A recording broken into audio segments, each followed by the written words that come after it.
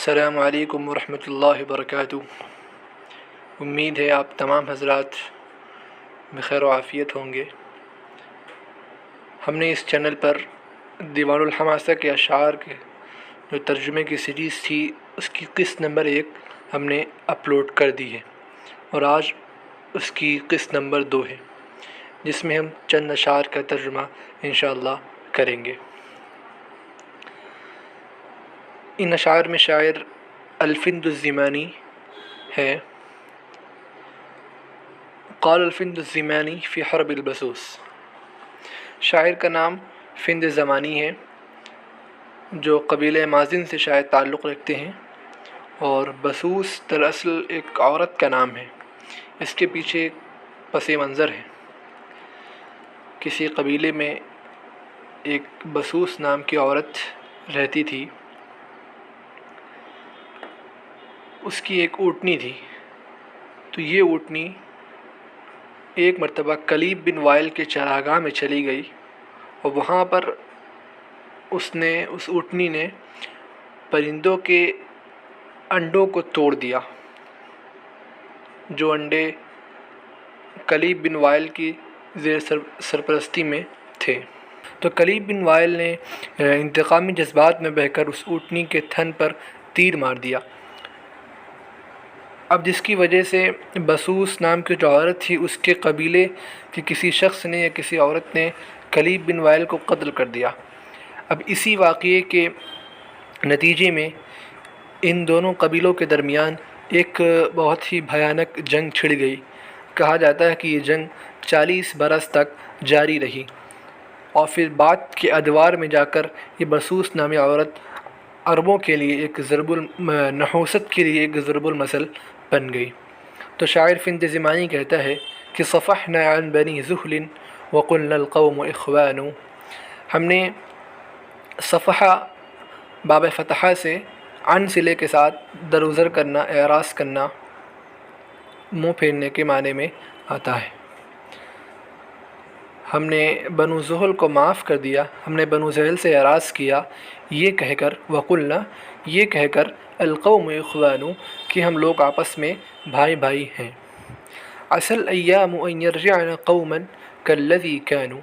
اس امید میں ہم نے اعراض کیا ان سے کہ شاید زمانہ ان یرجعن، شاید زمانہ لوٹا دے قوما، ان لوگوں کو کالذی كانوا، ان کی سابقہ حالت پر، شاید زمانہ ان لوگوں کو ویسا ہی بنا دے جیسے کہ یہ لوگ پہلے تھے۔ فلما صرح الشر فامسى وهو عريان۔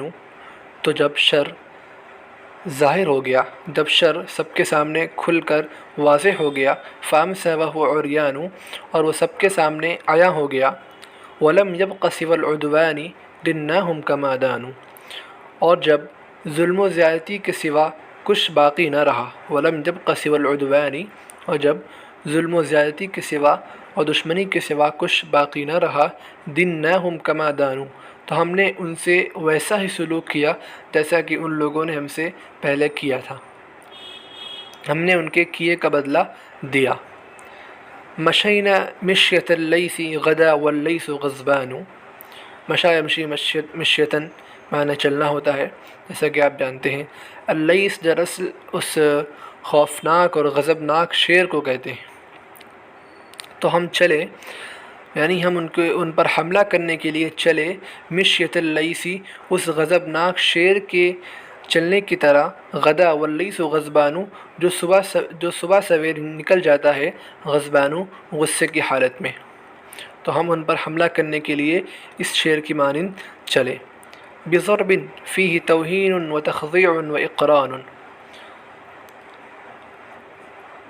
تو ہم ان پر حملہ کرنے کے لیے نکلے، اور ہم ایسے حملے کے ارادے سے نکلے جس میں دشمنوں کے لیے توہین، ان کی توہین ہو، ان کو کمزور کرنا ہو، ان کو ذلیل کرنا ہو، وہ تخضیع، ان کو پست کرنا ہو، وہ اقران، اور ان کو تابع بنانا ہو۔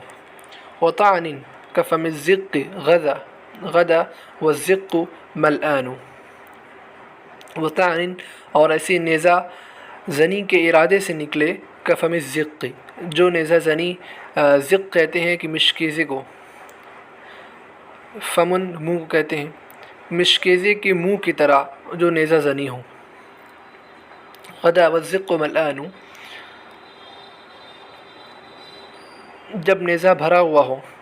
یعنی اس کا محاوراتی ترجمہ اگر آپ کریں تو اس طرح کر سکتے ہیں کہ ہم ایسے نیزہ زنی کے ارادے سے نکلے جس میں خون اسی طرح بہے جس طرح بھرے ہوئے مشکیزے کے منہ سے پانی نکلتا ہے، بھرے ہوئے مشکیزے کے منہ سے پانی نکلتا ہے. یہ اس کا محاوراتی ترجمہ ہے. وبعض الحلم عند الجہل للذلة اذعان، اور جہالت کے وقت بردباری کا مظاہرہ کرنا. یعنی بعض دفعہ ایسا ہوتا ہے کہ جہالت کے وقت اگر آپ بردباری کا مظاہرہ کرتے ہیں تو یہ چیز للذلة اذعان، تو یہ چیز ذلت کے لیے، ذلت کے سامنے جھکنے کے مانند ہوتا ہے. وفی الشر نجات حین لا ینجیک احسان، اور جنگوں میں ہی نجات ہے. وفی الشر، جنگوں میں ہی، لڑائیوں میں ہی نجات ہے. کب؟ کس وقت؟ حین لا ینجیک احسان، جب کہ آپ کا احسان، آپ کے اچھے اخلاق آپ کو نجات نہ دے سکیں. آج تک اتنا ہی، انشاءاللہ پھر اگلی قسط میں ملیں گے. السلام علیکم ورحمۃ اللہ وبرکاتہ.